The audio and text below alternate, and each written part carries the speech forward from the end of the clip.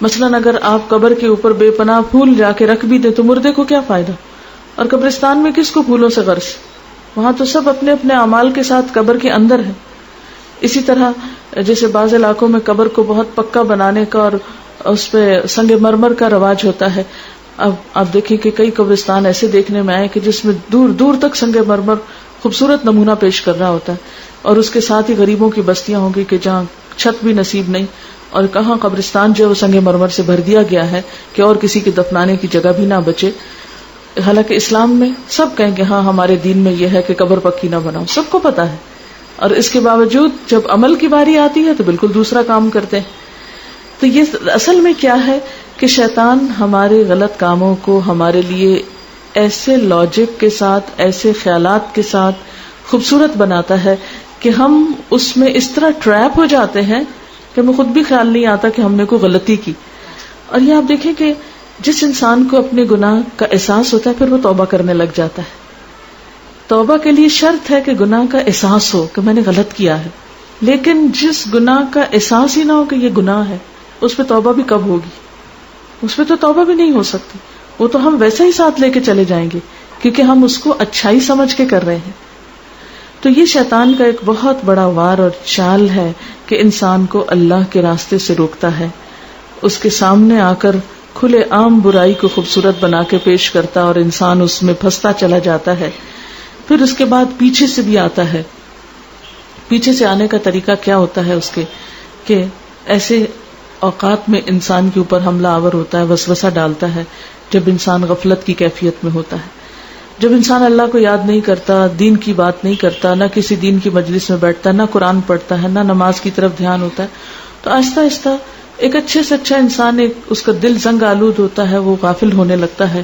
جب غافل ہوتا ہے تو شیطان اپنا کام پہلے چھپ کے کرتا ہے کہ جب وہ دیکھتا ہے کہ یہ انسان جو ہے اس کا ضمیر زندہ ہے اور یہ فوراً پہچان جاتا ہے برائی کو، تو میں اس کو سامنے آ کر تو نہیں بتا سکتا، تو وہ پھر کیا کرتا ہے؟ چھپے وار کرتا ہے. ایسے طریقے سے ایسے وقت میں ایسی جگہ پر حملہ آور ہوتا ہے کہ جہاں انسان پھر پہچان نہیں پاتا. اسی طرح دائیں طرف، چونکہ جیسے قرآن پاک میں دائیں ہاتھ والے اور بائیں ہاتھ والے بتایا گیا، دائیں طرف کی جو نیکیاں ہیں انسان کی، ان کو اس کی نگاہ میں بہت بڑا بنا دیتا ہے، ریاکاری اور دکھاوا شروع کرا دیتا ہے. چھوٹے سے کام کے اوپر بہت مطمئن کرا دیتا ہے کہ تم نے تو اتنے اچھے اچھے کام کیے، تمہیں فکر کرنے کی ضرورت نہیں، تمہاری تو جنت میں سیٹ پکی ہے. یعنی چھوٹے سے کام کو بھی نیکی کے بہت بڑا بناتا ہے، ریاکاری کراتا ہے، لہذا عمل ضائع کراتا ہے. پھر بائیں طرف سے آتا ہے تو کہتا ہے کہ دیکھو تم نے کیا برائی کی، وہ فلاں تو اتنا برا ہے، تمہاری غلطی تو بہت چھوٹی، وہ فلاں کی غلطی تو بہت بڑی، تم اس بات سے رکتے ہو، دیکھو وہ تو یہ بھی کرتا ہے اور یہ بھی کرتا ہے اور یہ بھی کرتا ہے. نتیجہ یہ ہوتا ہے کہ انسان کہتا ہے کہ ہاں بھائی میں نے کون سا ایسا قصور کیا. اور یہ آپ دیکھیں کہ اکثر ہم جب انسانوں کے ساتھ معاملہ کرتے ہیں تو اس وقت ہم اپنے آپ کو یوں بچا جاتے ہیں کہ نہیں میرا تو کچھ قصور ہی نہیں ہے. تو یہ تمام چالیں شیطان کی ہیں، چاروں طرف سے انسان کو گھیرتا ہے اور پہلے دن سے کام کر رہا ہے. جیسا کہ آگے ہم دیکھیں گے کہ فوراً ہی آدم اور حوا کے پیچھے جنت میں پہنچ گیا اور ان کو ورغلانا شروع کر دیا، اور 2 ڈائریکشنز وہ بھول گیا، اور وہ کیا ہے؟ اوپر سے اور نیچے سے. ان 2 اطراف سے وہ نہیں آ سکتا، اور وہ ہے کہ ایک طرف انسان اللہ کے سامنے سجدہ ریز ہو، جو جتنی عاجزی کرے گا، جھکے گا، اپنے گناہوں کی معافی مانگے گا اور دعا کے لیے ہاتھ اٹھائے گا. تو یہ 2 رستے ہیں نماز اور دعا کے کہ جن کی مدد کے ساتھ انسان شیطان کی چال سے بچ سکتا ہے. یعنی ہمارے پاس کوئی ہتھیار نہیں کہ ہم سامنے سے شیطان کو مار کے ہٹا دیں، یا پیچھے سے اس کو دیکھ کے تو اس کو دور کر دیں، یا دائیں اور بائیں سے. ہمارے پاس اگر ہے کوئی طریقہ اس سے بچنے کا تو کیا ہے؟ اللہ کی مدد. اور اس کے لیے کیا ضروری ہے کہ انسان اپنے اندر حقیقی معنوں میں عاجزی پیدا کرے اور سجدہ ریز ہو اور اللہ تعالیٰ سے دعا کرتا رہے. ایسا انسان واقعی اتنا مضبوط ہو جاتا ہے کہ پھر شیطان ان پہ وار نہیں کر سکتا. اللہ تعالیٰ نے بھی انہی کے بارے میں فرمایا تھا، ان عبادی لیس لک علیہم سلطان، میرے بندے ان پہ تیرا زور نہ چلے گا.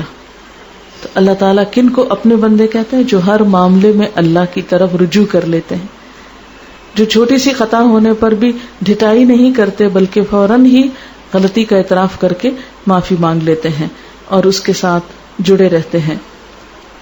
اور پھر اس نے بڑے دعوے سے کہا تھا وَلَا تَجِدُ أَكْثَرَهُمْ شَاكِرِينَ، تو ان کی اکثریت کو شکر گزار نہیں پائے گا. اور شکر گزار نہ پائے گا کا مطلب کیا ہے کہ ان کو جو کچھ بھی مل جائے گا ان کی تسلی نہیں ہوگی، اس پر ان کو قناعت نہیں ہوگی، اس پر یہ راضی اور خوش نہیں ہوں گے. کیونکہ شکر کا دوسرا مطلب کیا ہوتا ہے؟ اطمینان قلب. جس کا دل شکر گزار ہوا لازمی نتیجہ ہے کہ اس کے دل کے اندر ایک اطمینان اور خوشی آ جائے، کیونکہ وہ راضی ہو گیا نا اللہ کے رزق پر، اللہ کے دیے ہوئے پر، اللہ کے فیصلوں پر. وہ اپنے حق میں اچھے برے جو بھی فیصلے آتے ہیں ان پر وہ کہتا ہے اللہ تیرا فیصلہ، میں راضی اس پہ، میں شکوہ نہیں کروں گی، مجھے تجھ سے کوئی شکایت نہیں. کچھ ملتا ہے تب بھی شکر گزار ہے، کچھ چلا جاتا ہے تب بھی وہ شکر گزار ہے، وہ شکوہ نہیں کرتا. اور ایک دوسرا کردار کیا ہے کہ جس کو نعمتیں بھولی ہوتی ہیں، اس کو یاد ہی نہیں اس کے پاس کیا کچھ ہے، اور اگر کوئی ایک تکلیف آتی ہے یا ایک نعمت چلی جاتی ہے تو ساری نعمتیں بھول کر وہ اس ایک چیز کے پیچھے پڑ جاتا ہے اور ساری زندگی اللہ سے شکوہ کرتا رہتا ہے تو نے میرے ساتھ یہ کیوں کیا. نتیجہ کیا ہوتا ہے؟ جتنا چاہے انسان جھگڑ لے پھر اللہ سے، حاصل تو کچھ نہیں ہو سکتا، فائدہ تو کچھ نہیں ہو سکتا. لہذا یہ جو ناشکرا پن ہے یہ بھی دراصل شیطان کی طرف سے، اور یہ اللہ کے حق میں بھی اور بندوں کے حق میں بھی. آپ دیکھیں کہ بندوں کے حق میں شکر گزاری کیا ہوتی ہے کہ جس کا آپ پر کچھ بھی احسان ہو آپ اس کے خیر خواہ رہیں، آپ اس کا بھلا چاہیں، آپ اس کی بھلائی کے لیے فکر کریں، آپ اس کا برا نہ چاہیں، اس کے ساتھ اچھی طرح پیش آئیں.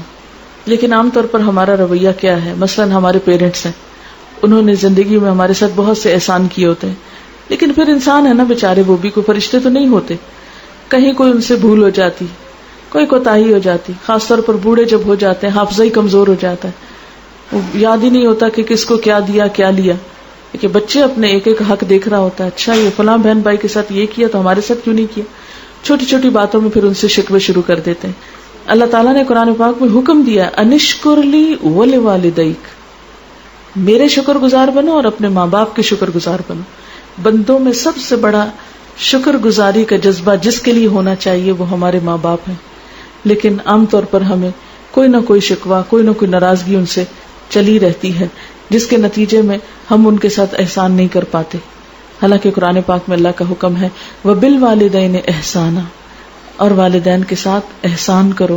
صرف اتنا ہی نہیں کہ اگر انہوں نے اچھا کیا تو تم بھی اچھا کر لو، وہ نہ بھی اچھا کریں تو تمہیں ان کے ساتھ اچھا کرنا ہوگا، احسان کرنا ہوگا. لیکن جو شخص والدین سے شکوہ کرتا رہے وہ کبھی احسان نہیں کر سکتا.